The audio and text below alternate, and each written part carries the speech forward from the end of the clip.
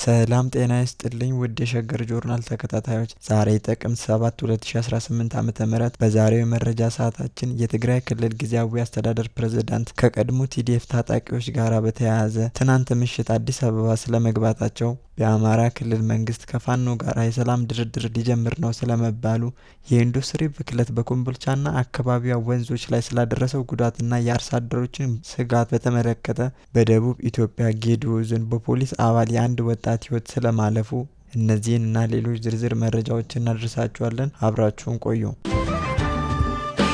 የትግራይ ክልል ጊዜያዊ አስተዳደር ፕሬዝዳንት ጄኔራል ታደሰ ወረደ ትናንት ምሽት ድንገተኛ በሆነ ሁኔታ ወደ አዲስ አበባ መግባታቸው ተሰምቷል። ይህ ጉዞ ያደረጉት በክልሉ ውስጥ የታጠቁ ኃይሎች ለአራት ተከታታይ ቀን ከፍተኛ አመጽ እና የህዝብ ተቃውሞ ባነሱበት ወሳኝ ወቅት ነው። የፕሬዝዳንቱ አዲስ አበባ መግባት በአካባቢው የፖለቲካ ምህዳር ውስጥ የጦፈ ውይይትና ግምቶችን ማስነሳቱ አልቀረም። ከታማኝ ምንጮች የተገኘው መረጃ እንደሚያመለክተው ሌተናል ጄኔራል ታደሰ ወረደ ወደ አዲስ አበባ የመጡበት ዋነኛ ዓላማ በክልሉ ውስጥ ያለውን የጸጥታ ሁኔታ አለመረጋጋትና የተነሳውን ተቃውሞ ለመቆጣጠር የሚያስችል አስቸኳይ የፋይናንስ ድጋፍ ከፌዴራል መንግስቱ ለመጠየቅ ነው ተብሏል። በክልሉ የተፈጠረው አለመረጋጋት በተለይም በትግራይ የጸጥታ ኃይል አባላት ታጅቦ የቀጠለው አመጽ በጊዜያዊ አስተዳደሩ ላይ ከፍተኛ ጫና እያሳደረ ይገኛል። የጊዜያዊ አስተዳደሩ የፋይናንስ አቅም ተዳክሞ በተለይም የጸጥታ አካላት ክፍያና ሌሎችም ወሳኝ ወጪዎች መሸፈን ባለመቻሉ አመጹ ተባብሶ ወደ ከፋ የጸጥታ ችግር እንዳይሸጋገር ስጋት ተፈጥሯል። በዚህ መሃል አንዳንድ የፖለቲካ ተንታኞችና ተከታታዮች የሌተናል ጄኔራል ታደሰ ወረደን እጣ ፋንታ ከቀድሞ የጊዜያዊ አስተዳደር ፕሬዝዳንት አቶ ጌታቸው ጋር በማነጻጸር ግምታቸውን እየሰነዘሩ ነው። የፕሬዝዳንታዊ ሽግግር በተደረገበት ወቅት የአስተዳደሩ መሪዎች መካከል የነበሩን የፖለቲካ ውጥረትና ልዩነቶች ለጊዜያዊ አስተዳደሩ መዳከም አስተዋጽኦ ማድረጉን የሚጠቁሙት በርካቶች ናቸው። የአቶ ጌታቸው ስልጣን መልቀቅን ተከትሎ የተፈጠረውን ውስጣዊ ክፍፍል በአሁኑ ወቅት በአዲሱ አስተዳደር ላይ ብቅ ያለው ተቃውሞና አመጽ የሌተናል ጄኔራሉን አቋም ሊፈታተን እንደሚችል አንዳንዶች ስጋታቸውን ይገልጻሉ። ይሁን እንጂ ጄኔራሉ በአዲስ አበባ የሚያደርጉት ጥረት የገንዘብ ድጋፍ በማግኘትና የጸጥታ ኃይሉን በማረጋጋት ፖለቲካዊ መሰረታቸውን ለማጠናከር ያለመ ነው የሚሉም አሉ። ከፕሬዝዳንቱ ጉዞ ጋር በተያያዘ ከጸጥታ ዘርፍ ከፍተኛ ትኩረት የሚሻ ሌላ መረጃ ወጥቷል። ከዛሬ ጀምሮ ኮርና ከዛ በላይ ያሉ ወታደራዊ አመራሮች ላይ የእንቅስቃሴ ገደብ ተጥሏል። በዚህም በአንድ ቦታ ተወስነው እንዲቆዩ ተወስኗል። ይህ ውሳኔ በክልሉ ውስጥ የሚገኙ ወታደራዊ አወቃቀሮች ውስጥ ከፍተኛ የትዕዛዝ ሰንሰለት መከፋፈል ወይንም አለመግባባት መኖሩን ሊያመለክት ይችላል። የታወቁ የጸጥታ ምንጮች እንደሚሉት ይህ ድንገተኛ እርምጃ የተወሰደው በክልሉ የሰላምና የጸጥታ ጉዳዮች ላይ የተፈጠረውን አለመረጋጋትና በከፍተኛ ወታደራዊ አመራሮች መካከል የሚታየውን አለመግባባትና የኃይል ሽኩቻ ለመቆጣጠር ነው ተብሏል። ከፍተኛ የጦር መኮንኖች እንቅስቃሴ መገደብ፣ የትዕዛዝ ሰንሰለት ላይ ቁጥጥርን አጥብቆ ለማስፈንና አመጹን የሚደግፉ ወይንም የሚመሩ የውስጥ አካላትን እንቅስቃሴ ለመግታት እንደ ስልታዊ እርምጃ ተደርጎም ይታያል። በክልሉ እየተከሰተ ያለው ቀጣይነት ያለው አመጽና የውስጥ ክፍፍት የፕሪቶሪያውን የሰላም ስምምነት አተገባበር ላይ ትልቅ ፈተና ሊደቅን እንደሚችል የተነገረ ነው። የሰላም ስምምነቱ ዋነኛ ዓላማዎች ከሆኑት መካከል የክልሉን የጸጥታና አስተዳደራዊ መዋቅር ወደ መደበኛ ስርዓት መመለስ ቢሆንም የጊዜያዊ አስተዳደሩ መሪዎች ለራሳቸው መረጋጋት ሲታገሉ መታየቱ የሂደቱን ውስብስብነት ያጋልጣል።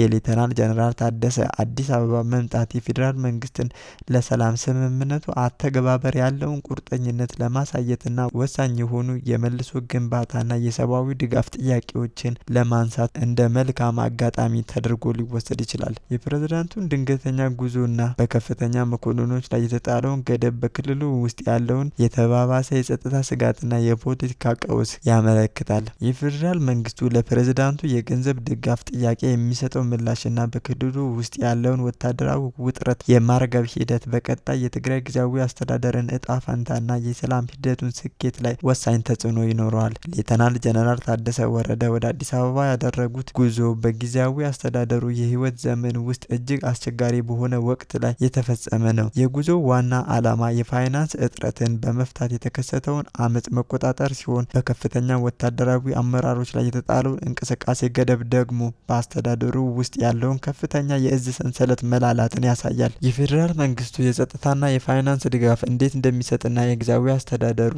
አመጹን ለመቆጣጠር የሚያደርገው ጥረት የፕሪቶሪያውን የሰላም ስምምነት ቀጣይነት ለመወሰን ቁልፍ ሚና ይኖራቸዋል። በአማራ ክልል መንግስትና በታጣቂው ፋኖ ቡድን መካከል ለ2 ዓመታት የዘለቀው ግጭት በዘላቂ ሰላም ለመፍታት የሚያስችል የድርድር ሂደት ለመጀመር ከፍተኛ ጥረት እየተደረገ መሆኑን የክልሉ የመንግስት ኮሚኒኬሽን ቢሮ አስታወቀ። ግጭቱ በሰብአዊና ቁሳዊ ሀብት ላይ እያደረሰ ያለውን ከፍተኛ ጉዳት ለማስቆም የመፍትሄ አማራጮች ቅድሚያ እንደተሰጠው ተገልጿል። የአማራ ክልል መንግስት ኮሚኒኬሽን ቢሮ ኃላፊ የሆኑት ዶክተር መንገሻ ፋንታው ለጋዜጣ ፕላስ በሰጡት ልዩ ቃለ ምልልስ በክልሉ ያለው ግጭት ለማስቆም ከምንጊዜም በላይ በርካታና ሁለገብ ስራዎች እየተከናወኑ መሆኑን አብራርተዋል። ግጭቱ በንብረት ላይ ከሚያደርሰው ውድመትና የሰው ህይወት ላይ ከሚያስከትለው አደጋ ባሻገር በመንግስት የተጀመሩ የልማት ፕሮጀክቶችን በማስተጓጎል በክልሉ የህዝብ የዕለት ተዕለት ኑሮ ላይ አሉታዊ ጫና እያሳደረ መሆኑን ገልጸዋል። በመሆኑም ግጭቱን በድርድር ለመፍታት እየተደረገ ያለውን ጥረት አጠናክሮ እንደቀጠለም የክልሉ ኮሚኒኬሽን ቢሮ አብራርተዋል። እነዚህ ሰላማዊ መፍትሄዎች እየተከተሉ ባሉበት ወቅት በክልሉ ያለው ግጭት በድርድር ለማስቆም እየተሰራ ያለውን ስራ አሁንም ተጠናክሮ ቀጥሏል ሲሉ ዶክተር መንገሻ አጽንኦት ሰጥተዋል። የክልሉ መንግስት ለሰላምና ድርድር ያቀረበው ጥሪ ተደጋጋሚ ቢሆንም ከታጣቂ ኃይሉ ተቃራኒ ምላሽ ሲሰጥ መቆየቱን ዶክተር መንገሻ ጠቅሰዋል። የፋኖ ቡድን ለድርድር ለመቅረብ እንደ ቅድመ ሁኔታ ሲያቀርባቸው የቆዩት ዋና ዋና ነጥቦች አንዱ የስርዓት ለውጥ የሚለው ነው። የፋኖ በተደጋጋሚ የድርድር ጥያቄ ሲቀርብለት የስርዓት ለውጥ እንደሚያስፈልግና አሁን ያለው መንግስት እንደማያምን ሲገልጽ ቆይቷል። ይህም አቋም የመንግስትን ህጋዊነት በመጠየቅ ላይ የተመሰረተ በመሆኑ ድርድሩ ለመጀመር እንቅፋት ሆኖ ቆይቷል። ግጭቱ መራዘም በአማራ ክልል የንግድ እንቅስቃሴ፣ የኢንቨስትመንት ፍሰት፣ የትምህርትና የጤና አገልግሎት አሰጣጥ ላይ ከፍተኛ ጫና ማሳደሩ የአደባባይ ሀቅ ነው። የውስጥ ተፈናቃዮች ቁጥር መጨመርና የመሰረተ ልማት ዝርፊያ ሪፖርቶች የሁኔታውን አስከፊነት የሚያመለክቱ ናቸው። የክልሉ መንግስት የድርድር ጥረቶችን ማጠናከሩ በክልሉ አስተዳደር በኩል ሰላምን ለማምጣት የገባውን ቃል የሚያጠናክር ሆኖ የፋኖን የስርዓት ለውጥ ጥያቄ የያዘውን ጥብቅ አቋም እንዴት መፍታት እንደሚቻል አሁንም ፈታኝ ጉዳይ ሆኖ ቀጥሏል። የሰላም ተስፋው እውን የሚሆነው ሁለቱም ተፋላሚ ወገኖች የክልሉን ህዝብ ጥቅም ከግምት ውስጥ በማስገባት የጋራ መግባቢያ ነጥቦችን ፈልገው ለድርድር ሲዘጋጁ ብቻ መሆኑን የሰላም አቀንቃኞች በአጽንኦት ይገልጻሉ። የክልሉ መንግስት የድርድር ጥረቶችን ማጠናከሩ ይፋ ማድረጉ በቅርቡ የሽምግልና ጥረቶች ይፋ ሊሆኑ እንደሚችሉ አመላካች ነው። ሆኖም የፋኖ ወገን የስርዓት ለውጥ ጥያቄ ካልተመለሰ በስተቀር ድርድር አላደርግም የሚል አቋም ይዞ ከቀጠለ የሰላም ሂደቱ ውስብስብ ሆኖ የመቀጠል እድሉ ከፍተኛ ነው። በጉዳዩ ላይ የሀገር ሽማግሌዎችና የዓለም አቀፍ አካላት ሚና ምን ሊሆን እንደሚችል በትኩረት የሚጠበቅ ይሆናል። የኮሚኒኬሽን ቢሮ ኃላፊ የመንግስት ዋነኛ ዓላማ በግጭቱ እየደረሰ ያለውን ውድመት በማስቆም የተጀመሩ የልማት ፕሮጀክቶችን ማጠናቀቅ እንደሆነ በመግለጽ የድርድሩ ቀዳሚ ፋይዳ በግልጽ አስቀምጠዋል። በኢንዱስትሪ ኢንቨስትመንት ማዕከልነት እየተመነደገች ባለችው ኮምቦልቻ ከተማ ውስጥ ከፋብሪካዎች የሚለቀቀው አደገኛ የኬሚካል ቆሻሻ ከተማዋን አቋርጦ በሚያልፈው ወንዝ ላይ ከባድ የአካባቢ ብክለትና የስነ ምህዳር ቀውስ ፈጥሯል። አፋፉንና ሸለቆውን ተከትሎ የሚፈሰው የወንዝ ውሃ ደም የመሰለ ቀይ ቀለም እንዲይዝ በማድረግ የአካባቢውን ሕይወትና የግብርና ምርታማነት አደጋ ላይ የጣለ ሲሆን ማህበረሰቡ መንግስት ለአደጋው አፋጣኝ ምላሽ እንዲሰጥ በከፍተኛ ድምጽ እየጠየቁ ይገኛል። ለበርካታ ዓመታት የኢንዱስትሪ መንደር በሚል ስያሜ በአገሪቱ ኢኮኖሚያዊ እድገት ቁልፍ ሚና እንዲጫወት ተስፋ የተጣለበት የኮምቦልቻ ኢንዱስትሪ መንደር በውስጡ የተሰገሰጉ ፋብሪካዎች በተገቢ መንገድ ያልተጣራ የኢንዱስትሪ ተረፈ ምርት በግልጽ ወደ ወንዝ በመልቀቃቸው ከፍተኛ ትችት እየቀረበባቸው ነው። ይህ ከፋብሪካዎች ግቢ የሚመነጨው መርዛማ ቆሻሻ በወንዙ ፍሰት ውስጥ በግልጽ የሚታይ አስደንጋጭ ለውጥ በማምጣት ከሰዎችና ከእንስሳት ደም ጋር የሚመሳሰል ደማቅ ቀይ ቀለም እንዲኖረው አድርጓል። ይህም የኬሚካል ፍሳሽ በኮምቦልቻና በአጎራባች በቃሉ ወረዳዎች የሚኖሩ አርሶ አደሮችን አደጋ ላይ ጥሏል። የአካባቢው ገበሬዎች ቀደም ሲል በኢንቨስትመንት ሽፋን መሬታቸው በዝቅተኛ ካሳ ከተነጠቁ በኋላ ለቀሪ እርሻቸው የሚጠቀሙበትን የወንዝ ውሃ አጠዋል። በኢንቨስትመንት ስም መሬታችንን ከቀማችሁም በኋላ የሰብል ምርታማነታችንና መሬታችንን በኬሚካል መርዝ ልትገድሉብን ትፈልጋላችሁ ወይ ሲሉም በምሬት ይናገራሉ። የፋብሪካው ቆሻሻ በወንዙ ውስጥ የሚኖሩ ህይወት ያላቸውን ነገሮች በሙሉ አሳዎችን፣ እንቁራሪቶችን እና ሌሎችም የውሃ ውስጥ ፍጥረታትን እየገደለ መሆኑን የአካባቢው ነዋሪዎችና የስነ ምህዳር ባለሙያዎች መረጃ ያመለክታል። በተጨማሪም ይህ መርዛማ ውሃ ወደ ታችኛው ተፋሰስ በመፍሰስ ሌሎችን ከተሞችና ገጠር ቀበሌዎችን የሚያካትት ሰፊ አካባቢን እያካለለ ነው። ይህም በቀጥታም ሆነ በተዘዋዋሪ በውሃ የሚጠቀሙ በሚሊዮን የሚቆጠሩ ሰዎችን ጤና አደጋ ላይ የሚጥል ሆኗል። የተጠቀሙበት ኬሚካሎች ለረጅም ጊዜ በውሃ ውስጥ ሲቆይ ወደ ካንሰር እና ሌሎችም ከባድ የጤና ቀውሶች ሊያመራ እንደሚችልም እየተነገረ ነው። ይህም ጊዜያዊ ችግር ሳይሆን የትውልድን ጤና የሚፈታተን ጥፋት ነው ሲሉም የህዝብ ጤና ባለሙያዎች የሆኑት አቶ ከበደ ጉዲሳ ስጋታቸውን ይገልጻሉ። የአካባቢው ማህበረሰብ ይህንን የአካባቢ ጥፋት በተመለከተ በተደጋጋሚ ለሚመለከታቸው የመንግስት አካላት የቃልና የጽሁፍ ቅሬታዎችን ቢያቀርብም እስካሁን ድረስ አስተማማኝና አፋጣኝ ምላሽ ማግኘት አልቻለም። የኮምቦልቻ ከተማ አስተዳደርና የክልሉ የአካባቢ ጥበቃ ባለስልጣን ጽህፈት ቤቶች የህዝብን ደህንነትና የአካባቢውን ጥበቃ ከኢንቨስትመንት ትርፍ በታች በማድረግ ቸልተኝነት እያሳዩ ነው የሚል ከባድ ትችት ከነዋሪዎች ይቀርባል። አመራሩ ራሱ ምቾት የሚጠብቅ እንጂ ለህዝቡ ደህንነት ደንታ የሌለው መሆኑን በተግባር አሳይቷል ሲሉ የአካባቢው ቅሬታ አሰሚ ኮሚቴ አባል የሆኑት ወይዘሮ ፋጡማ ሀሰን በቁጭት ተናግረዋል። የኮምቦልቻ ከተማ አስተዳደር ኃላፊዎችን ለማግኘት ሙከራ ቢደረግም ኃላፊነትን ለመውሰድ ፈቃደኛ የሆኑ አካላት ባለመገኘታቸው ማብራሪያ ለማግኘት አልተቻለም። በኮምቦልቻና አካባቢው ያለውን የወንዝ መበከል ከጊዜ ወደ ጊዜ እየከፋ የመጣ በመሆኑ ጉዳዩ አሁን ካለበት የአካባቢ አስተዳደር አቅም በላይ ሆኗል። በመሆኑም የፌዴራልና የአካባቢ ጥበቃ ባለሙያዎች እንዲሁም የአማራ ክልል መንግስት ለህዝቡ ደህንነት እና ለአካባቢ ጥበቃ ቅድሚያ በመስጠት አስቸኳይ የተቀዳጀ እርምጃ እንዲወስዱ ጥሪ ቀርቧል። የችግሩ አስከፊነት ከግምት ውስጥ በማስገባት የሚፈለገው እርምጃም በዋናነት ብክለቱን እያደረጉ ያሉ ፋብሪካዎችን በአስቸኳይ ክትትል በማድረግ የወንዙን ውሃ የኬሚካል ምርመራ በማካሄድ እንዲሁም ለጥፋቱ ተጠያቂ የሆኑትን ባለስልጣናትና የፋብሪካ ባለቤቶች ለህግ ማቅረብን ያጠቃልላል።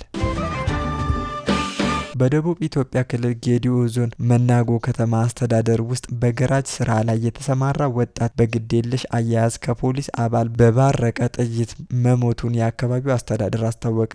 አደጋው የደረሰው ትናንት ሐሙስ ሲሆን የአካባቢው ባለስልጣናት ድርጊቱን የፈጸመውን የፖሊስ አባል በቁጥጥር ስር ማዋላቸውን ለጋዜጠኞች ተናግረዋል። ትናንት በከተማ አስተዳደሩ ውስጥ ሻይ እየጠጣ ባለበት ወቅት አጠገቡ የነበረ አንድ የፖሊስ አባል ከያዘው መሳሪያ ባርቆ በተተኮሰ ጥይት እንደተመታ ታውቋል። ወጣቱ ወዲያውኑ ወደ ሕክምና ቢወሰድም የደረሰበት ጉዳት ከባድ በመሆኑ ህይወቱን ማትረፍ አልተቻለም። አሳዛኝ ክስተቱ በከተማዋ ነዋሪዎች ዘንድ ከፍተኛ ድንጋጤ መፍጠሩም ተገልጿል። በቦታው ላይ የነበሩ የዓይን እማኞች ለጋዜጠኞች በሰጡት ምስክርነት አደጋውን ያደረሰው ፖሊስ አባል መሳሪያውን አቀባብሎ ጭኑ ላይ አስቀምጦ እንደነበረ ገልጿል። ምስክሮቹ አክለውም ጥይት ለማቀባበል ወይንም መሳሪያ ለመተኮስ የሚያደርስ በአካባቢው የተለየ የጸጥታ ችግር ወይንም ግጭት አለመኖሩን አጽንኦት ሰጥተዋል። ይህም የፖሊሱን የመሳሪያ አያያዝ ከሙያ ስርዓት ውጪና ግዴለሽነት የተሞላበት እንደነበረ ያመለክታል የሚል አስተያየት ይሰጣሉ። የጌዲኦ ዞን መናጎ ከተማ አስተዳደር አካላት ለተፈጠረው አደጋ ምላሽ ሰጥተዋል። የአካባቢው ባለስልጣናት እንደተናገሩት ድርጊቱ የተፈጠረው በመናጎ ወረዳ ሳይሆን በመናጎ ከተማ አስተዳደር ክልል ውስጥ መሆኑን በማብራራት የቦታውን ግራ መጋባት ለማጥራት ሞክረዋል። ባለስልጣኑ የሟች ወጣት ህይወት ወዲያውኑ እንዲያልፍ ያደረገው ድርጊት በአጋጣሚ የተፈጠረና ሆን ተብሎ የተፈጸመ ጥቃት አለመሆኑን አስምረውበታል። አንድ የፖሊስ ጥይት ባርቆ ነው ልጁን ለሞት ጉዳት ያደረሰው፣ ፖሊሱ ሆን ብሎ ያደረገው ነገር አይደለም ሲሉ መግለጫ ሰጥተዋል። ይሁን እንጂ ባለስልጣኑ ድርጊቱ ያልታሰበ ቢሆንም የፖሊስ አባሉ የሙያ ግዴለሽነት ውጤት መሆኑን በማመን ተጠርጣሪው የፖሊስ አባል በህግ ጥላ ስር እንዲውል መደረጉን አረጋግጧል። ባለስልጣኑ የከተማ አስተዳደሩ ውስጥ በአጋጣሚ የተፈጠረ እንጂ ሆን ተብሎ የተደረገ ድርጊት አይደለም የሚለውን አቋም ሲያጠናክሩም ፖሊሱ በህግ ጥላ ስር እንዳለም አብራርተዋል። የህግ ተጠያቂነትም ይፈጸማል በማለት ለጋዜጠኞች ተናግረዋል። በመሆኑም ወጣቱ ለሞት የዳረገው የፖሊስ አባል በከተማ አስተዳደሩ ፖሊስ ጣቢያ በቁጥጥር ስር ውሎ ጉዳዩ በሰፊው እየተጣራ መሆኑ ተገልጿል። መርማሪ ፖሊሶችም ክስተቱ በምን ሁኔታ እንደተፈጠረ፣ የፖሊስ አባሉ በወቅቱ በስራ ላይ በነበረበት ሁኔታና የመሳሪያ አያያዝ ቸልተኝነት መጠን በዝርዝር እንደሚመረምርም ይጠበቃል። ይህ አሳዛኝ ክስተት በዜጎች ዘንድ የመንግስት የጸጥታ አካላት የመሳሪያ አያያዝ ብቃትና ግዴለሽነት ስጋት እንዲፈጠር አድርጓል። ቤተሰቦችና የስራ ባልደረቦች በድንገት ላጡት ወጣት ፍትህ እንዲሰፍን ከፍተኛ ጥያቄ እያቀረቡ ሲሆን አስተዳደሩ ለቤተሰቦቹ ተገቢውን ድጋፍ እንደሚሰጥ ይጠበቃል። የዞኑና የክልሉ ፖሊስ ኮሚሽን ስለ ፖሊስ አባሉ የመሳሪያ አያያዝ ብቃትና ስልጠና አሰጣጥ ላይ ትኩረት አድርጎ እርምጃ እንዲወስድ የሚጠይቅ ድምጾች በስፋት እየተሰሙ ነው። መንግስት የህግ የበላይነትን እንዲረጋገጥና ለወደፊት ተመሳሳይ አሳዛኝ ድርጊቶች እንዳይከሰቱ በጥብቅ እርምጃ እንደሚወስድ ይጠበቃል። ውድ አድማጭ ተመልካቾቻችን ለዛሬ ያሰናዳንላችሁ መረጃዎቻችን እኚህን ይመስሉ ነበረ። አብራችሁን ስለቆያችሁ ከልብ እናመሰግናለን።